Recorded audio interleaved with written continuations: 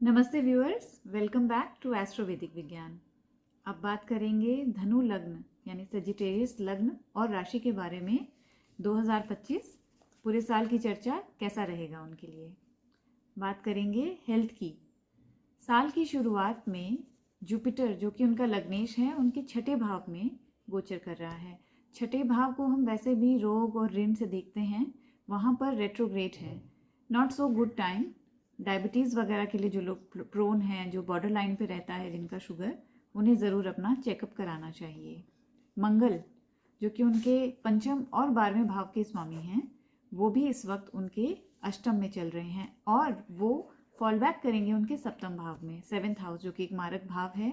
और अपने आप में मंगल इंजरी के, सर्जरी के, चोट चपेट, इन सब चीज़ों के कारक हैं। लग्न को देखेंगे और अष्टम दृष्टि से उनके दूसरे भाव को भी देखेंगे तो आइज़, सर दर्द, एंग्जाइटी, स्ट्रेस, एंगर, इन सब चीज़ों की समस्या कुछ समय के लिए रह सकती है जब तक कि वो आगे फर्दर मूव ना करें। तो उस समय इन्हें थोड़ा ध्यान रखना चाहिए। हो सकता है एक आध बार हॉस्पिटल जाना पड़े चेकअप के लिए। जुपिटर धीरे धीरे इनके सप्तम भाव में आ जाएंगे। जब फ्रॉम मई टू अक्टूबर इनके सप्तम भाव में रहेंगे। जुपिटर का लग्नेश का सप्तम भाव में आने से और वो लग्न को देखेंगे तो वहाँ पे इन्हें थोड़ा थोड़ा रिलीफ मिलना शुरू होगा। लेकिन उधर शनि इनके तीसरे भाव से चौथे भाव में आ जाएंगे और अपनी 10वीं दृष्टि से लग्न को देखेंगे। ये भी एक स्थिति होती है जहाँ पर पहली चीज़ तो ये कि चौथे भाव में शनि के होने से सुख में थोड़ी कमी आती है, मेंटल पीस में थोड़ी कमी आती है। दूसरा, वो लग्न को देखेंगे तो वहाँ पे ओवरऑल एक बॉडी में अनवेलनेस, पेन, इस तरह की शिकायत रहती है। तो इसके लिए भी उन्हें करेक्टिव मेजर्स लेने चाहिए, लाइफस्टाइल चेंजेस जो ज़रूरी हैं वो करने चाहिए ताकि ओवरऑल हेल्थ ठीक रह सके। अब हम बात करेंगे राहु और केतु की पोजीशन के बारे में। राहु कुछ समय तक उनके चौथे भाव में रहेंगे और अगेन हार्ट से रिलेटेड, बीपी से रिलेटेड कोई भी समस्या है उससे उनको ध्यान देना चाहिए। उसके बाद में राहु इनके तीसरे भाव में चले जाएंगे और केतु इनके 9वें भाव में आ जाएंगे। तब स्थिति में थोड़ा परिवर्तन आएगा और हेल्थ उनकी कुछ बेटर होगी। लेकिन मैं ये कहूँगी कि उन्हें अपने वॉक, अपना डाइट, अपनी एक्सरसाइज, इसका बहुत ध्यान रखना चाहिए। और गुरु की स्थिति की वजह से, क्योंकि year and, towards year and इनका गुरु जो लग्नेश है वो अष्टम में चले जाएंगे, एग्जॉल्ट हो जाएंगे। लेकिन जिन लोगों को लिवर से, कोलेस्ट्रॉल से रिलेटेड समस्याएं रहती हैं, इंडाइजेशन की ऑनगोइंग प्रॉब्लम रहती ही है हमेशा, उन्हें ज़रूर अपना शुगर लेवल्स टेस्ट कराने चाहिए। और अगर फीमेल्स हैं तो उन्हें कुछ रिप्रोडक्टिव ऑर्गन से रिलेटेड अगर समस्याएं हैं तो उन्हें भी कंप्लीट चेकअप के लिए जाना चाहिए। अब बात करेंगे उनके धन की और करियर की। धन के हिसाब से ये पूरा ही साल बहुत बहुत अच्छा है। इसके 3-4 रीजंस हैं और करियर के पॉइंट ऑफ व्यू से भी मैं दोनों के बारे में बताऊंगी। करियर की अगर बात करें, केतु अब तक इनके इनफैक्ट मई तक चलेंगे, पिछले 1-1.25 साल से लेकर के, और मई 2025 तक इनके 10वें भाव में। केतु जब 10वें भाव में होते हैं डेफिनेटली ये चेंजेस की अपॉर्चुनिटी देते हैं। लेकिन कभी कभी जिस काम को हम कर रहे हैं, जिस जॉब में हम ऑलरेडी हैं, वहाँ से हमें डिटैच भी करते हैं, मन नहीं लगता है। कभी हमें लगता है कि शायद वो जॉब हमारे की एरियाज हमारी स्ट्रेंथ के अनुकूल नहीं है, या इन जनरल इन्वायरमेंट ऐसा बन जाता है कि वहाँ हमारा मन नहीं लगता। तो जब मिड ईयर के बाद में, इनफैक्ट मई के बाद जब केतु वहाँ से मूव कर जाएंगे तो there would be a sense of relief there. और राहु भी आपके चौथे भाव से तीसरे भाव में आ जाएंगे। अब राहु जब तक आपके करियर भाव को देखते रहेंगे, राहु एक एक्सपेंशन के कारक हैं, वीनस भी वहाँ आकर एग्जॉल्ट हो जाएंगे और आपके करियर भाव को देखेंगे। मई के बाद में जुपिटर भी आपके 7th हाउस में आ जाएंगे आपके लग्नेश होकर के, और वो भी अपनी 5वीं दृष्टि से आपके लाभ भाव को देखेंगे। और इस वक्त जब साल की शुरुआत हो रही है, 4 फरवरी तक डेफिनेटली वो रेट्रोग्रेड हैं, लेकिन जब एक बार वो डायरेक्ट मोशन में आ जाएंगे, आपका अर्थ त्रिकोण, उसे वो एक्टिवेट कर रहे हैं। वो आपके 2nd हाउस को देख रहे हैं जो आपका धन भाव है, और वो आपके कर्म भाव को भी देख रहे हैं। तो दोनों भावों को, अर्थ त्रिकोण को वो एक्टिवेट कर रहे हैं, तो वहाँ पे एक्सपेंशन करते हैं, काम में वृद्धि करते हैं। तो करियर पॉइंट ऑफ व्यू से, धन के पॉइंट ऑफ व्यू से, संचय यानी सेविंग के पॉइंट ऑफ व्यू से, this is going to be a very good year. अब बात करेंगे मैरिज की।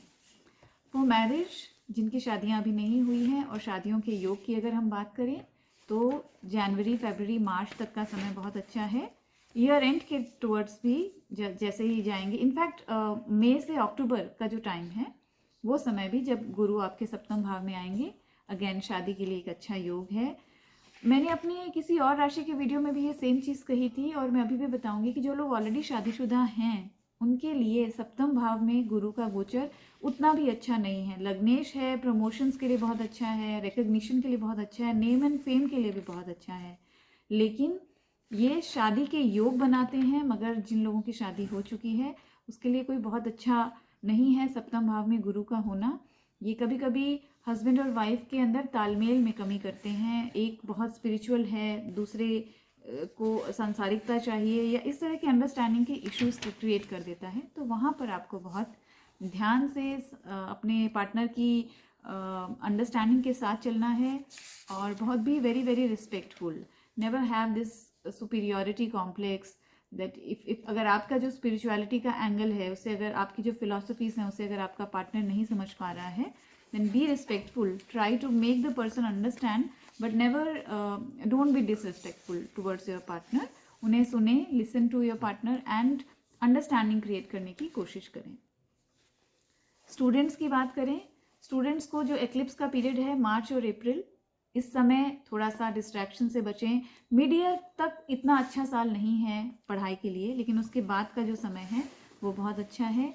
और रिलेशनशिप के लिए मैं कहूँगी जो लव रिलेशनशिप्स हैं वहाँ पर पूरा ही साल बहुत एवरेज और बिलो एवरेज कहूँगी मैं। उसका कारण ये है कि आपके पंचम भाव के जो लॉर्ड हैं मंगल, वो साल की शुरुआत में रेट्रोग्रेड हैं, नीच की राशि में हैं, उसके बाद वो अपनी पिछली राशि में आ जाएंगे, रेट्रोग्रेड रहेंगे, और फिर से वो जब कैंसर राशि में जाएंगे अगेन नीच के रहेंगे। उसके बाद उनको केतु के साथ कुछ समय तक उनकी युति होगी, और इस तरह से रिलेशनशिप के हिसाब से मैं कहूँगी कि कोई बहुत अच्छा साल नहीं है। उसके बाद में आपके केतु भी नवम भाव में जब आ जाएंगे तो it will be trying from your 5th house, जहाँ से हम रिलेशनशिप को देखते हैं, लव रिलेशनशिप।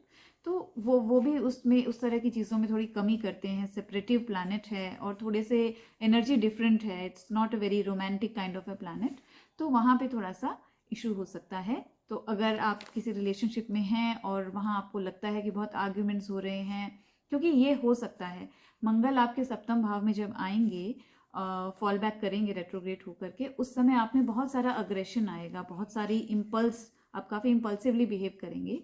तो मंगल वैसे भी अपने आप में थोड़ा झगड़ा, कॉन्फ्लिक्ट्स, डिस्प्यूट भी कराते हैं, छठे भाव के कारक हैं इसलिए। तो आपको थोड़ा सा अपनी रिलेशनशिप, बी इट मैरिज और लव रिलेशनशिप, और if you are into a business which is a partnership business, तो अपने पार्टनर्स के साथ भी किसी भी तरह के कॉन्फ्लिक्ट से आपको बचना चाहिए। ऑल्दो जब गुरु का गोचर वहाँ होगा, Jupiter will transit in your 7th house मई के बाद, तो ये बेटरमेंट लाएगा, रिलेशनशिप्स में बेटरमेंट लाएगा, पार्टनर के साथ वहाँ दिक्कत नहीं आएगी। तो अब हम बात करेंगे रेमेडीज़ के बारे में। आपको हर दिन हल्दी का तिलक अपने माथे पे लगाना चाहिए। मंदिर में अगर हो सके तो केसर की एक छोटी डिब्बी आप ऑफर कर सकते हैं, पंडित जी को डोनेट कर सकते हैं। और वेल्थ और हेल्थ के लिए, जैसा कि हमेशा कहती हूँ, शिवलिंग पर जल और दूध का अभिषेक ज़रूर करें। बाकी मैं अपनी मंथली वीडियोस के अंदर आपको और डिटेल में जानकारी दूंगी। मिलूंगी नेक्स्ट वीडियो में, तब तक टेक केयर।